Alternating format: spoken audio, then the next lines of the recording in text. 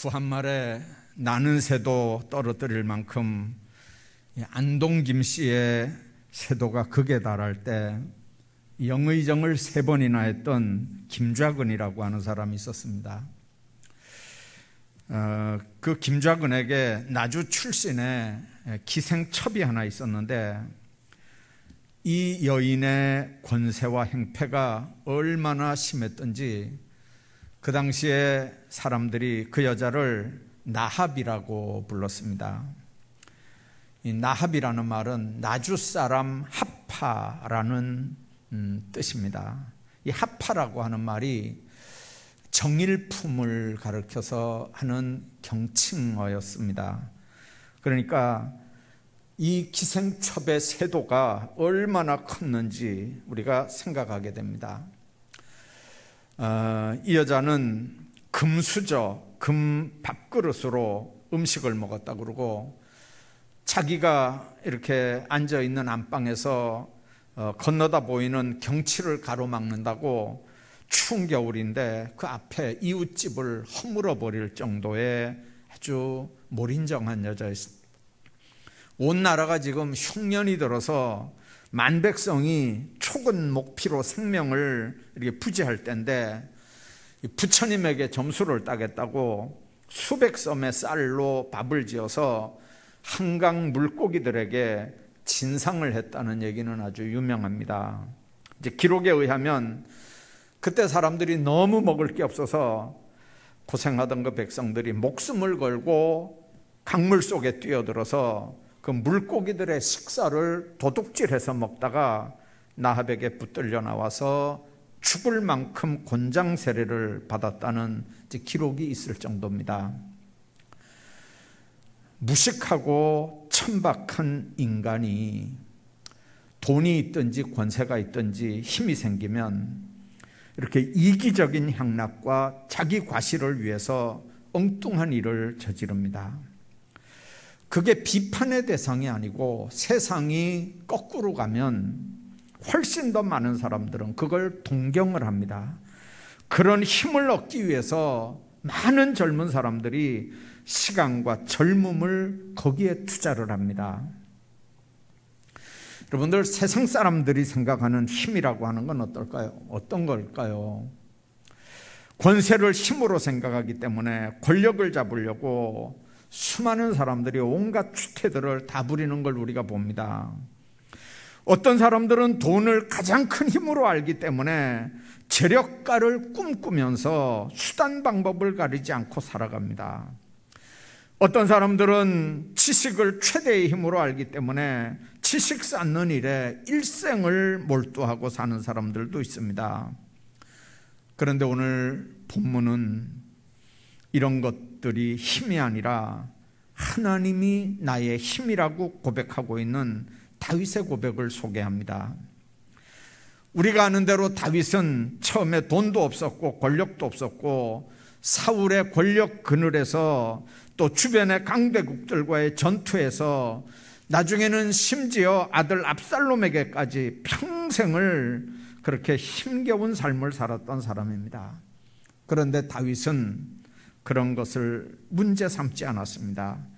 자신을 누르고 위협하는 힘이 크고 강한 건 인정합니다. 그게 사실이지만 그러나 그 힘은 제한된 힘이라는 걸 알았습니다. 달도 차면 기우는 거거든요. 그러나 하나님의 힘은 무한하다는 걸 다윗은 많은 경험을 통해서 너무 잘 알았습니다. 그래서 다윗은 눈에 보이는 권력과 타협하지 않고 하나님과 친밀한 관계를 유지하기 위해서 최선을 다했던 사람입니다. 그랬더니 하나님은 다윗을 목동일 때는 사자와 이리의 입에서 건져주셨고 골리앗의 손에서도 블레셋 군사들의 손에서도 끈질긴 사울의 손에서도 건져주셨던 걸 우리가 압니다. 오늘 본문의 다윗의 고백을 통해서 다윗이 체험하고 고백하는 나의 힘이 되신 여호와, 그 여호와는 어떤 하나님이었는지, 그 힘이 도대체 어떤 힘이었는지 생각을 하고 은혜를 나누려고 합니다. 다윗이 고백하는 나의 힘이 되신 여호와, 다윗에게 그 하나님은 어떤 힘이 되신 분입니까? 첫째는 이기게 하시는 힘이 되셨던 분입니다. 사실은 다윗은 생사를 넘나드는 수많은 전쟁에 참전했던 장군입니다. 전투에 능했고 용기 있는 인물이었지만, 그러나 만만한 전쟁이라는 건 없습니다. 그는 모든 전투에서의 승리가 자신의 힘과 능력이 아니라 하나님께로부터 왔다고 하는 걸 잊지 않고 지금 고백을 하는 겁니다. 이스라엘에게 살아계신 하나님은 어떤 하나님입니까?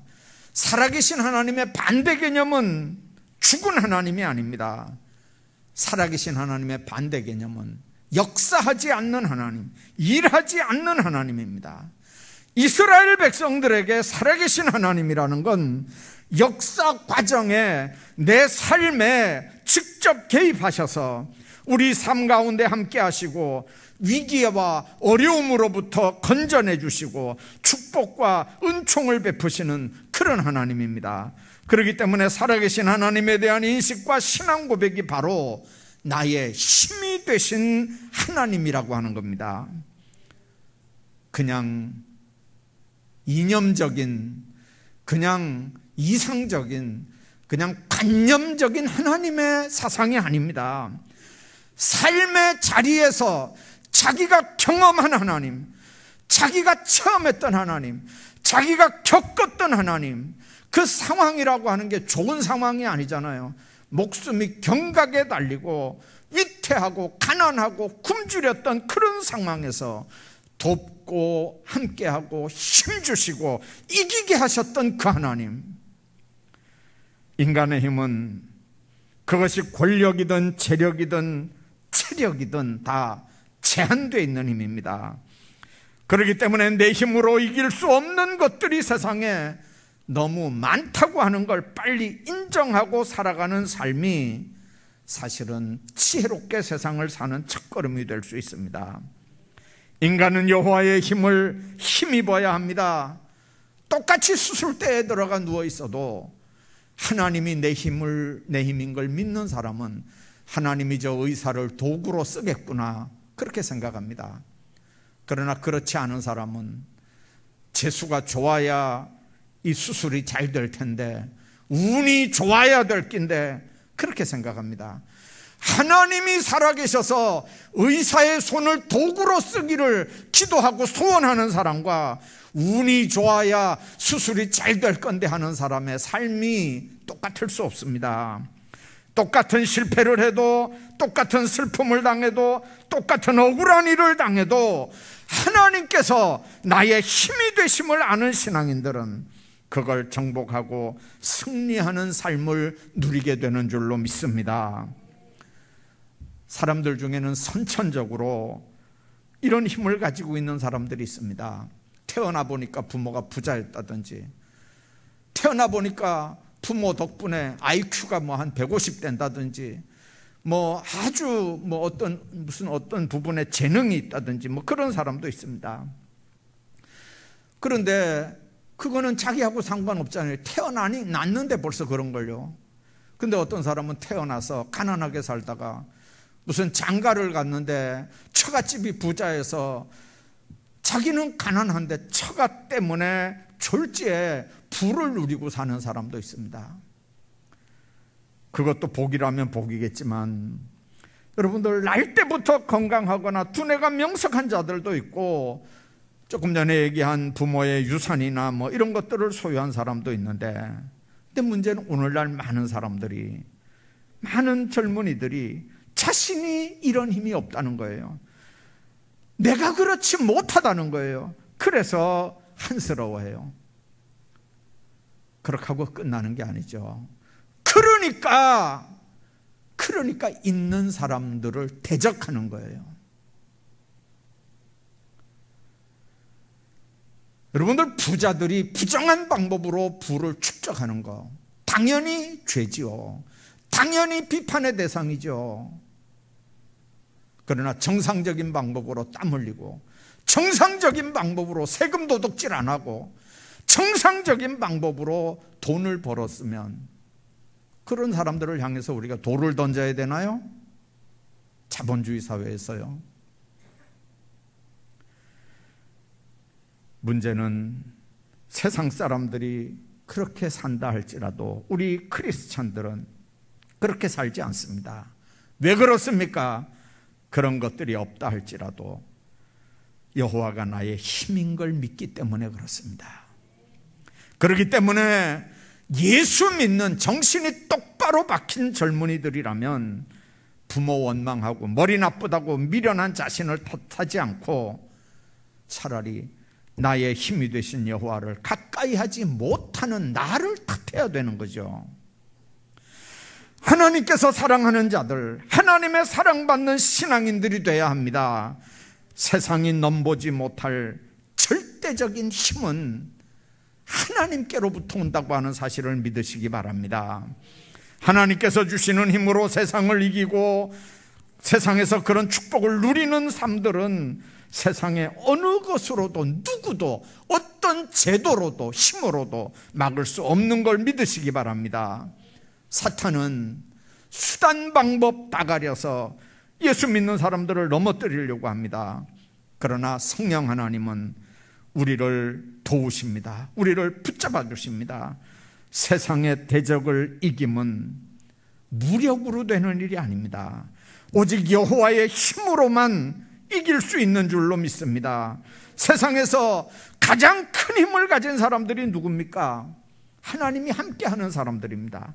하나님의 이름으로 살아가는 사람들입니다. 이런 사람들은 없는 것 같은데 있는 사람입니다. 별 볼 일 없어서 집 밟아 문지르고 무시하고 막 그렇게 해도 괜찮을 것 같은데 안 그렇습니다. 하나님이 함께하는 사람들은 힘이 있는 사람들입니다. 골리앗의 눈에 볼 때 어린 다윗이 어떻게 보였을까요? 골리앗이 그랬잖아요. 네가 나를 개로 여기고 막대기를 들고 나한테 왔느냐 그랬잖아요.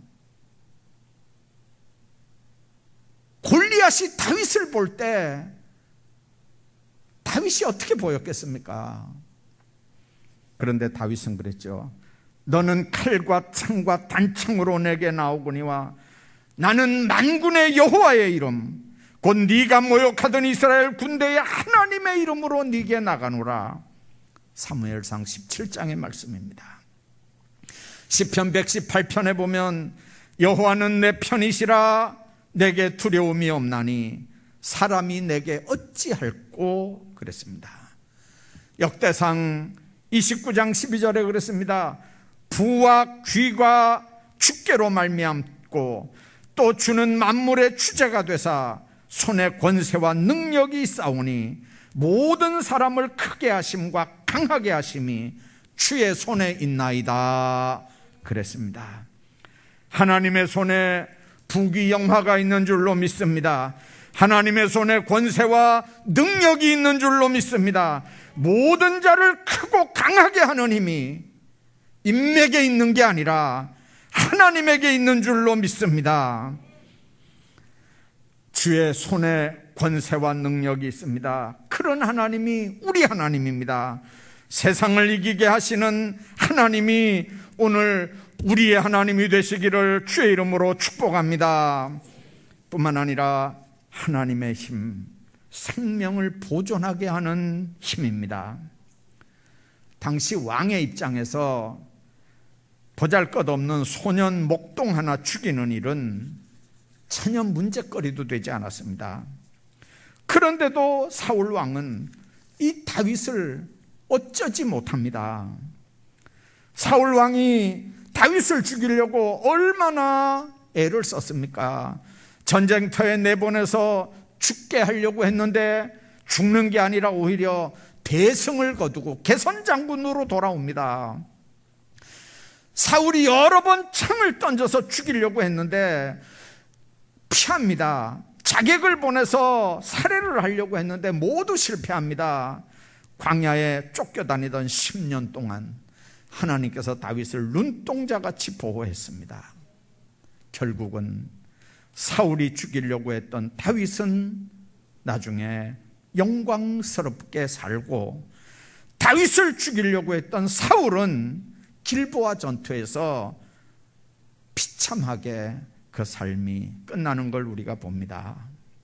왜 그렇습니까? 다윗을 사랑하는 하나님께서 그의 생명을 보존케 하시는 힘이 되셨기 때문인 줄로 믿습니다. 그래서 하나님의 사랑을 받고 하나님을 사랑하는 자는 땅이 변하든지 산이 흔들려 바다 가운데 빠지든지 바닷물이 흉용하고 뛰놀든지 그것이 넘침으로 산이 요동할지라도 두려워하지 않는다고 시편 46편은 말씀합니다.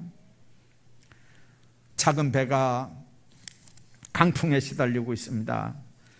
몇 시간 후에 바람이 잦아들고 이제 바다가 고요해졌는데 거친 풍랑에서 시달리면서 엔진이 다 고장이 났고 이제 며칠간 표류하게 됐습니다. 이제 마실 물도 다 바닥이 났고 사람들은 목이 말라서 이제는 죽을 상황이 돼갑니다. 그때 멀리서 배가 한 척이 다가오는 걸 발견했습니다. 손짓을 하고 그저 죽어가는 목소리를 내서 손짓을 해서 살려달라고, 물 좀 달라고 그렇게 외쳤습니다. 가까이 배가 하나 달려오더니 물 좀 달라고 절규하는 소리를 듣고 그 사람들이 그렇습니다. 아니, 물동이를 밑에 내려서 물을 길어요. 여기는 강입니다. 그렇게 하는 거예요. 아니, 자기들은 지금 바다에서 표류됐었거든요. 너무 힘들고 정신없이 밤낮을 왔다 갔다 하다가 배가 바람에 밀려서 강에 올라온 것도 몰랐어요. 지금요. 거기가 바다인지 강인지도 구분을 못했어요. 거기가 강인 줄 알았으면 고함 지를 것도 없잖아요. 그저 물 내려서 퍼마시면 됐을 건데, 여러분들 살기 힘들다면서 절망 속에 하루를 살아가고 있지 않습니까? 많은 사람들이 마실 물을 발 아래 두고도 목이 말라 고통스러워합니다. 누구에게나 기회도 희망도 다 존재하지만 그걸 기회로 내 것으로 만드느냐는 건 믿음의 눈이 열려야만 가능한 일입니다. 갈급한 세상 원망만 하지 말고 마음의 문을 열고 은혜의 강가에 와 있는지도 모르는 자신의 모습을 살펴보기 바랍니다. 생명수는 오직 예수뿐인 걸 믿으셔야 합니다. 얼마 전에 허리 통증 때문에 고생하던 어떤 분이 허리가 아픈데 1년 동안 침을 맞으러 다녔대요. 그러다가 옆에 어떤 분이 가서 엑스레이라도 한번 찍어봐라, 디스크인지도 모른다 이러니까 할 수 없이 가서 청명외과에 가서 엑스레이를 찍었는데 그 엑스레이 찍은 의사가 사진을 보더니 좀 큰 병원에 한번 가보시지요 그러더래요. 이 큰 병원이라, 대학병원이라는 소리에 찜찜해서 대학병원에 가서 사진을 찍었는데 이렇게 사진을 보더니 암이 말기 이게 뼛속까지도 이렇게 전이가 됐다 그러더라는 거예요. 암이 뼛속까지도 전이가 됐다. 여러분들, 말기 암 환자인 걸 자기가 알고 통곡했다는 그런 얘기를 들은 적이 있습니다. 자기는 허리만 아프다고 생각했습니다. 허리만 아프다고 생각했어요. 자기가 의사거든요. 그래, 침 맞으면 된다고 생각했어요. 파스 하나 붙이면 된다고 생각했어요. 그 사이에 자기는 그 암덩어리가 뼈까지 들어가는 걸 몰랐어요. 우리가 당한 육체적인 정신적인 질병의 어려움이 최악의 것이요 불가항력적이라는 생각이 듭니까? 나의 참다운 삶이 위협당하는 극심한 상황에 놓여 있는 걸 여러분들이 깨달아집니까? 영적으로도 그런지 점검하셔야 합니다. 다윗처럼 하나님 앞에 정말 나아가서 간절하게 기도할 수 있기를 바랍니다. 때로는 물질이, 때로는 권력이, 때로는 인맥이 나를 구해줄 수 있는 수단, 방법처럼 보일 때가 있습니다. 그러나 죽음의 눈앞에 이르는 순간에는 그런 것들이 아무것도 우리에게 해줄 수 없다는 걸 미리 깨달으며 사는 지혜들이 있길 바랍니다. 돈 있는 사람도, 권력 있는 사람도, 심지어 의사도 다 세상을 떠나야 되는 상황이 오거든요. 그 의사도 의학 지식 가지고 자기 생명 못 건져내요. 그 엄청난 돈 가지고 있으면서도 그 돈 가지고 자기 건강 못 챙겨요. 그 권력 가지고 전 세계 병원을 다 돌아다녀도 자기 병 해결 못해요. 다윗은 자기에게 닥친 극심한 고통, 생명이 걸려있는 극한 상황에서도 인간적인 방법으로 문제를 해결하지 않습니다. 오직 여호와 하나님만을 붙들었습니다. 그런 다윗이기 때문에 나중에 나의 힘이 되신 여호와여 그렇게 찬양할 수 있었습니다. 여러분들의 힘은 뭡니까 도대체? 뭐 때문에 여러분들이 힘을 얻는 겁니까? 자녀들 때문에요? 다윗처럼 나의 힘이 되신 여호와라고 찬송할 수 있기를 주의 이름으로 축복합니다. 세 번째, 여호와의 힘은 선을 행하시는 힘이었습니다. 다윗에게는요. 사실은 다윗이 사울 왕을 죽일 수 있는 기회가 몇 번 있었습니다. 엔게디 굴에서 얼마든지 사울 왕을 죽일 수 있었습니다. 그런데도 겉옷자락만 살짝 베고 나왔습니다. 다윗은 사울 왕을 아둘람 굴에서도 얼마든지 죽일 수 있었고, 사무엘상 26장에 보면 하길라 산에서도 마음만 먹으면 창으로 그를 두 번 찌를 것도 없이 죽일 수 있는 상황인데도 창과 물병만 가지고 나왔습니다. 얼마든지 죽일 수 있었습니다. 자기에게 대한, 자기를 향해 했던 그런 일들을 생각하면 다윗은 얼마든지 그 기회에 사울을 죽일 수 있었습니다. 그런데 그렇게 하지 않은 이유가 뭡니까? 누구든지 손을 들어 여호와의 기름 부음 받은 자를 치면 죄가 없겠느냐? 죄가 되는 걸 알기 때문에 그렇게 안 했습니다. 여러분들, 다윗도 기름 부음 받은 자잖아요. 그러면 기름 부음 받은 다윗이 얼마든지 사울 못된 짓 했으니까, 자기 생명을 찾는 자니까 얼마든지 갚을 수 있잖아요. 그러나 원수 갚는 걸 자기가 안 하고 하나님 손에 넘겼습니다. 원수를 사랑한다는 건 아무나 할 수 있는 일은 아닙니다. 하나님께서 주시는 능력이 아니면 인간의 힘으로는, 인간의 수양, 인간의 무슨 절대로 인간적으로 할 수 있는 일은 아닙니다.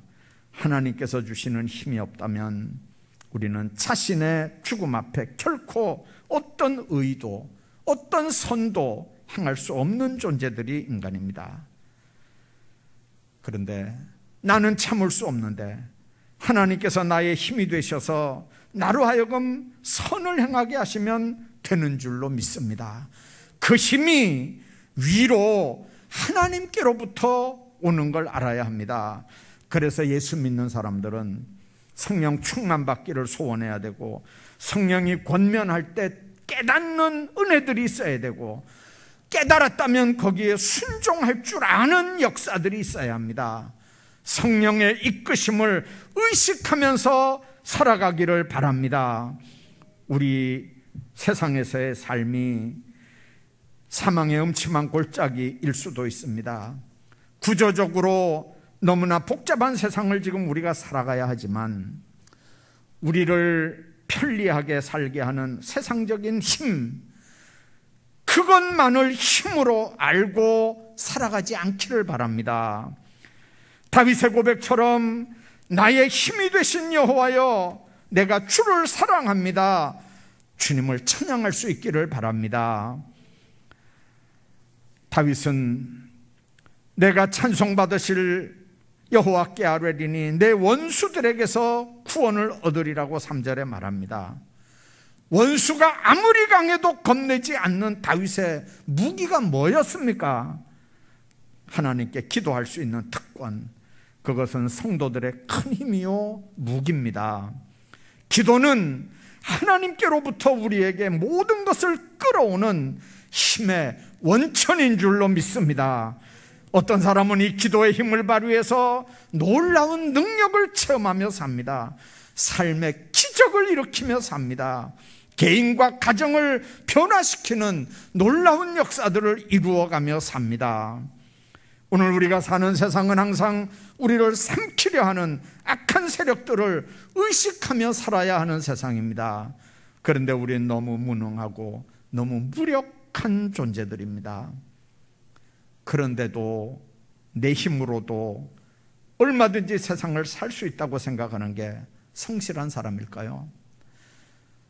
자신을 속이지 않고 남을 속이지 않고 열심히 땀 흘려 성실하게 사는 게 이게 지혜로운 인생이다. 여러분들, 그게 성경이 말하는 정답이냐 그 말이에요. 세상 사람들처럼 하나님 없어도 얼마든지 성실하게 살기만 하면 행복할 거라고 생각하는 거, 그게 성경이 가르치는 겁니까? 여러분들, 성경은 그걸 교만이라고 얘기합니다. 그걸 불신앙이라고 얘기합니다. 다윗의 고백처럼 여호와가 나의 힘이라는 고백적인 삶의 모습이 없다면 우리 인생은 어떤 세상적인 힘이 있다 할지라도 공허한 인생이 된다고 하는 걸 빨리 깨달으시길 바랍니다. 다윗은 모든 걸 누렸던 사람입니다. 그는 한 나라의 왕이었습니다. 그에게는 부족한 게 없었습니다. 그런데 그는 여호와는 나의 목자였다고 고백했지 않습니까? 뿐만 아니라 다윗처럼 험한 인생을 산 사람이 없습니다. 그런데도 다윗은 그분이 나의 힘이었다고 지금 고백하는 거예요. 세상을 이기게 하는 힘, 우리 생명을 보존하게 하는 힘, 선을 행하게 하는 힘이 다윗처럼 우리에게도 힘이 되기를 바랍니다. 험한 세상을 이기며 제한된 인생을 정말 행복하면서 살기를 원합니까? 오늘 1절처럼 나의 힘이신 여호와여 내가 주를 사랑하나이다 하는 이 다윗의 고백이 오늘 우리 모두의 고백이 되기를 주의 이름으로 축원합니다.